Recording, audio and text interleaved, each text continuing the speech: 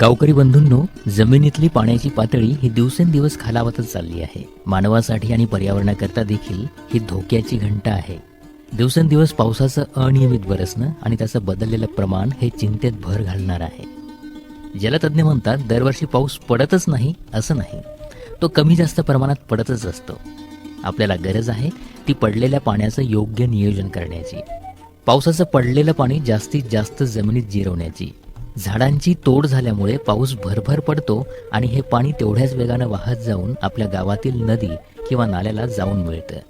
आता गरज आहे ती धावत्या पाण्याला चालतं करण्याची, चालत्या पाण्याला थांबवण्याची आणि थांबवलेल्या पाण्याला बसवण्याची.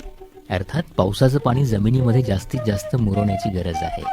हे काम आपण सारे मिळून करू शकतो. हे अगदी सोपं आहे. म्हणजे बघा, उताराला आडवी पेरणी केली, बांध बंदिस्ती केली, शेतातील नाल्यांचं खोलीकरण केलं, विहिरींचं पुनर्भरण केलं तर धावतं पाणी नक्कीच जमिनीत जिरेल आणि पाण्याची पातळी वाढेल. आयुष्यात वेळ, पैसा आणि पाणी निरर्थक वाया घालवूच नये. गावकऱ्यांनो, आयुष्यात यशस्वी होण्यासाठी हा कानमंत्र नक्की अंगीकारा. पाण्याचा काटकसरीने वापर करा. लक्षात ठेवा, आपण पाणी निर्माण करू शकत नाही, पण पाणी नक्कीच वाचवू शकतो.